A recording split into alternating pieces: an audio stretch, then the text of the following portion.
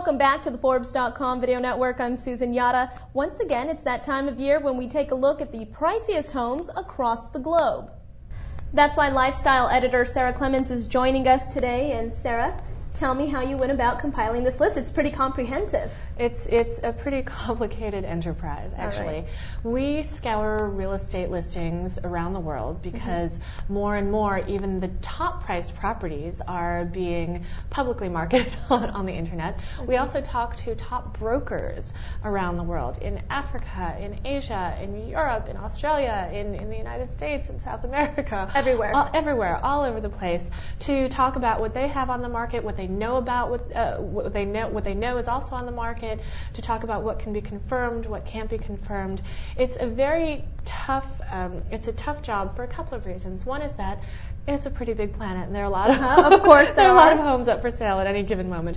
It's also very tough because some of the most expensive homes in the world, though not all of them, are very privately being sold. Okay. So they're not out there for anybody to see. They may be, the owners may allow a very quiet, a very private agent to quietly show the house to pre-selected potential buyers. Oh, that makes sense. And so some of those properties are so secretly on the market that you really won't see them. You won't see them on our list, and you won't see them anywhere probably. Right, unless you're the potential buyer. Unless you are a pre-qualified buyer who clearly has more than enough money to purchase a $50 million, $75 million, $100 million property. Which is the most expensive home? I mean, how much does it cost? The most expensive home this year is the same as last year. It's a palace, really, brand new, called Updown Court in England, not that far from Windsor Castle. So Okay. you have as your neighbors not only Elton John, but also the Queen of England. And of course, it's priced accordingly. It's right now with currency exchanges it's at about just under 140 million US dollars. Wow. Now, it is a tremendous amount of money. You do get a lot, not surprisingly. Like what? For that. So you have 103 rooms. Okay.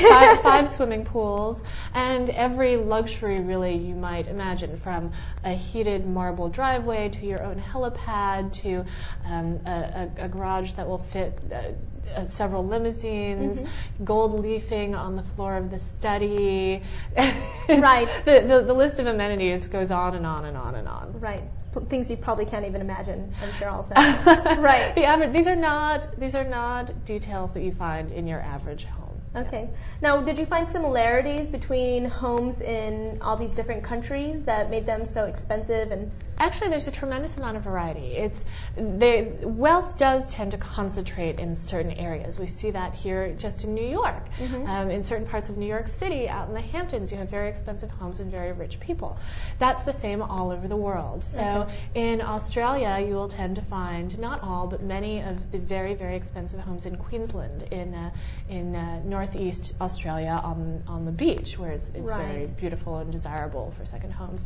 In Hong Kong, in Asia, they almost all are in Hong Kong. And not only are they almost all in Hong Kong, they are all in a very particular part of Hong Kong, the Peak, which is a very famous part of Hong Kong, a mountain that has a tram that goes up it, and you have these not, in fact, very big homes, maybe less than 8,000 square feet, selling for $20 million, $22 million and up. The same holds true in Europe. You tend to find a lot of the priciest properties in England, in the south of France. There is a very lovely castle in France that also made our list. all right, that sounds good. Well, thank you so much for all of that information. That's lifestyle editor Sarah Clemens, and I'm Susan Yata. You're watching the Forbes.com Video Network.